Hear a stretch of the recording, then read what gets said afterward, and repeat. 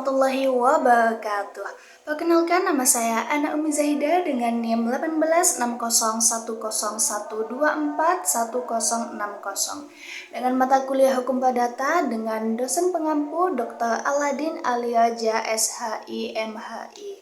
Dan pada kesempatan ini saya akan menjelaskan secara singkat terkait pengertian dan ruang lingkup hukum perdata, subjek dan objek hukum perdata, serta perbuatan hukum dan akibat hukumnya.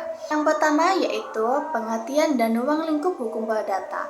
Pada dasarnya, hukum perdata adalah aturan hukum yang mengatur hubungan antara individu dengan individu lainnya. Fokusnya bukan pada kepentingan negara, melainkan kepentingan pribadi atau privat.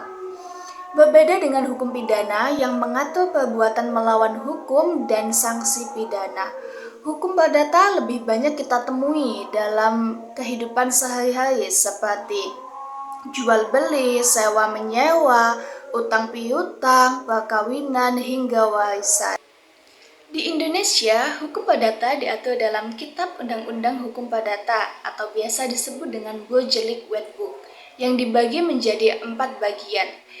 Buku pertama yaitu Hukum Orang, mengatur tentang kedudukan seseorang sebagai subjek hukum termasuk usia dewasa, kecakapan hukum, perkawinan, perwalian, dan pengampuan.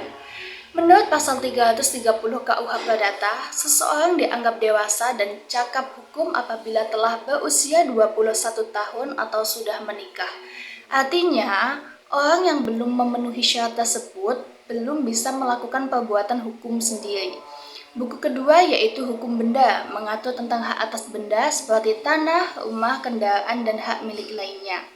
Buku ketiga yaitu Hukum Perikatan, mengatur tentang hubungan hukum yang timbul karena perjanjian atau undang-undang termasuk perbuatan melawan hukum. Buku keempat yaitu Pembuktian dan Daluarsa, mengatur tentang alat bukti dan batas waktu untuk menuntut hak di pengadilan. Selain hukum tertulis, Indonesia juga mengenal hukum adat sebagai hukum tidak tertulis yang masih berlaku di masyarakat, menunjukkan adanya pluralisme hukum. Kemudian yang kedua ada subjek hukum dan objek hukum. Subjek hukum adalah pihak yang memiliki hak dan kewajiban. Ada 2 jenis subjek hukum. Pertama, manusia atau orang pribadi. Setiap orang adalah subjek hukum sejak lahir. Menurut pasal 2 KUH Perdata menyatakan bahwa anak dalam kandungan dianggap telah lahir apabila untuk kepentingannya. Namun, tidak semua subjek hukum cakap bertindak. Anak di bawah umur atau orang di bawah pengampuan tidak dapat melakukan perbuatan hukum sendiri. Kedua, badan hukum seperti PT, yayasan, dan koperasi. Badan hukum memiliki kekayaan sendiri dan dapat membuat perjanjian atas namanya sendiri. Kemudian ada objek hukum. Objek hukum adalah segala sesuatu yang menjadi sasaran hak, baik berupa benda maupun hak itu sendiri. Menurut pasal 499 KUH Perdata, objek hukum mencakup benda berwujud dan tidak berwujud. Tanah dan bangunan termasuk benda tidak bergerak sebagaimana pasal 506 KUH Perdata.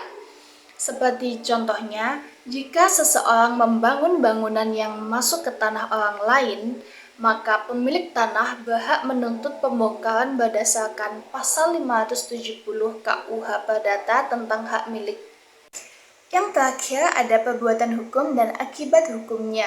Perbuatan hukum adalah tindakan yang dilakukan dengan sengaja untuk menimbulkan akibat hukum, seperti timbulnya hak dan kewajiban.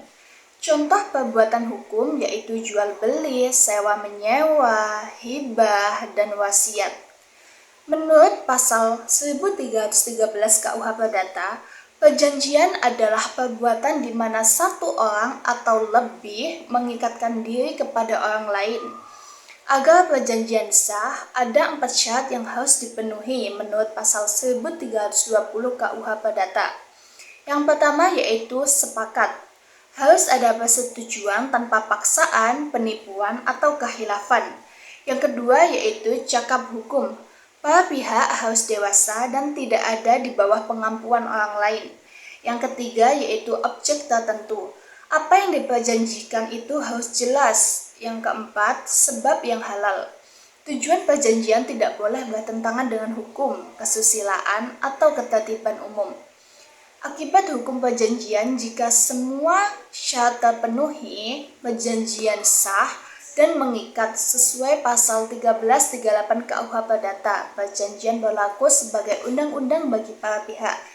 Jika syarat subjektif tidak terpenuhi, perjanjian dapat dibatalkan. Contohnya, perjanjian yang dibuat oleh anak di bawah umur. Jika syarat objektif tidak terpenuhi, perjanjian batal demi hukum. Contohnya, perjanjian jual beli barang terlarang. Sekian penjelasan singkat dari saya. Saya pamit undur diri dan terima kasih. Wassalamualaikum warahmatullahi wabarakatuh.